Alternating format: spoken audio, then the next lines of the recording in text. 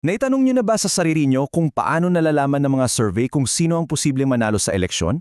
O kung bakit alam ng isang brand kung anong produkto ang magugustuhan natin? Well, ang sekreto dyan ay hindi magic. Nakasalalay yan lahat sa pag-intindi kung paano pag-aralan ng isang maliit na grupo para maintindihan ang isang kabuuan. Tara, himayin natin yan.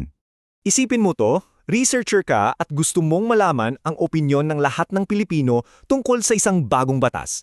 Paano mo gagawin yon? Imposible namang kausapin mo ang mahigit 100 milyong tao, di ba? Sobrang hirap nun. So, saan ka magsisimula? Dito na pumapasok ang isang napakatalinong solusyon. At ang lahat ng ito ay umiikot lang sa dalawang napakahalagang konsepto na kailangan nating tandaan, ang population at ang sample. Okay, unahin natin ang populasyon. Ang populasyon sa simple at salita ay ang lahat. Sila yung buong grupo na interesado kang pag-aralan. So kung nagluluto ka ng sinigang, ang populasyon mo ay yung buong kaldero ng sinigang. Lahat ng laman nun. Ngayon, ano naman ang sample? Well, yung sample, yan yung kutsara na gagamitin mo para tumikim mula sa kaldero. Hindi mo naman kailangang ubusin yung buong kaldero para malaman kung masarap o maasim, di ba? Isang tikim lang, may ideya ka na agad. Tandaan, ang sample ay laging mas maliit kesa sa populasyon. Teka, baka may magtanong, di kung gusto nating maging 100% sure, bakit hindi na lang pag-aralan yung buong populasyon? Magandang tanong yan, pero sa totoong mundo, madalas imposible yan. At heto ang mga dahilan kung bakit. Unang-una, minsan, sobrang laki lang talaga ng populasyon. Isipin mo, i-interviewin lahat ng botante sa Pilipinas, grabe ang oras at pera na kakailanganin, kaya naman gumagamit tayo ng sample. Dahil dito, nagiging mas practical, mas mura at mas manageable ang isang research. Mas madali ring i-analyze ang datos.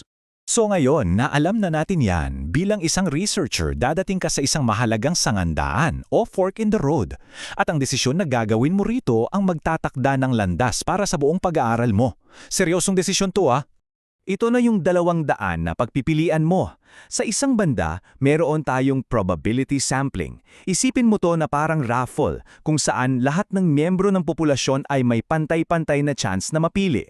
Sa kabilang banda naman, meron tayong non-probability sampling kung saan hindi random ang pagpili at nakabase ito sa kung ano ang convenient o sa ibang criteria ng researcher.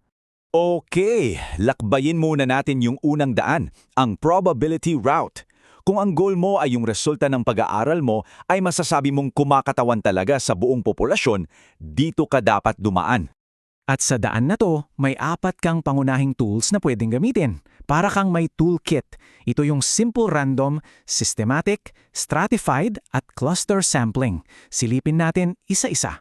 Ang simple random sampling, yan yung pinaka-basic. Parang bunutan lang talaga ng pangalan sa isang sombrero. Lahat may chance. Ang systematic sampling naman, may sistema. Halimbawa, pipiliin mo ang bawat ika-10 tao sa isang listahan. Pero, ingat, baka kasi may pattern sa listahan mo na hindi mo napapansin na pwedeng maging sanhi ng bias. Ngayon, para mas maging tumpak, pwede mong gamitin ang stratified sampling. Ang ginagawa dito, hinahati mo muna yung populasyon sa mga mas malilihit na grupo o strata.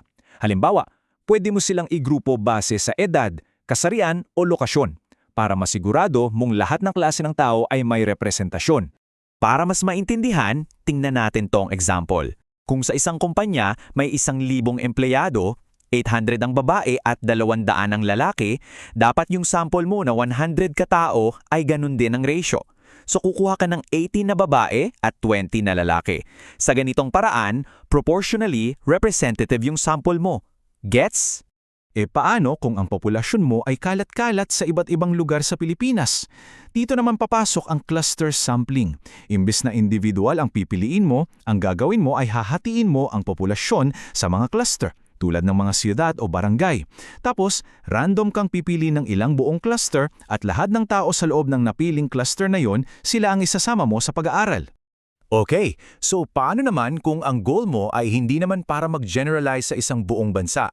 Paano kung gusto mo lang mag-explore ng isang ideya o pag-aralan ang isang very specific na grupo?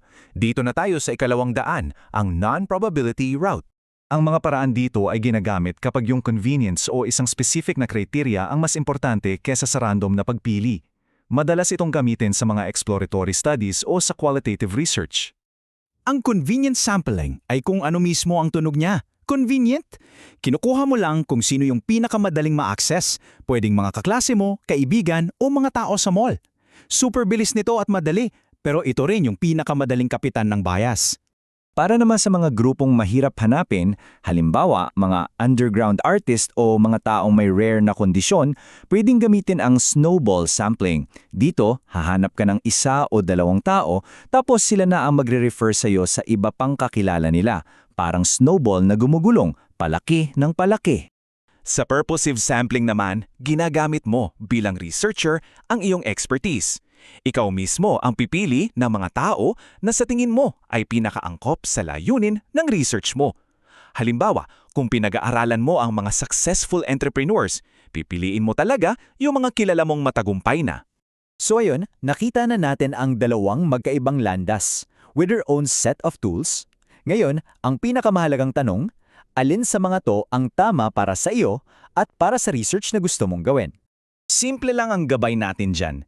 Kung ang goal mo ay i-apply ang findings mo sa isang mas malaking populasyon at gusto mong siguraduhing minimal ang bias, doon ka sa probability sampling. Pero kung kailangan mo lang ng mabilis na data o nagsisimula ka palang mag-explore ng isang topic o qualitative ang approach mo, okay na okay ang non-probability sampling. At bago tayo magtapos, kailangan nating tandaan. Kahit gaano pa kaganda ang sampling method mo, laging magkakaroon ng tinatawag na sampling error.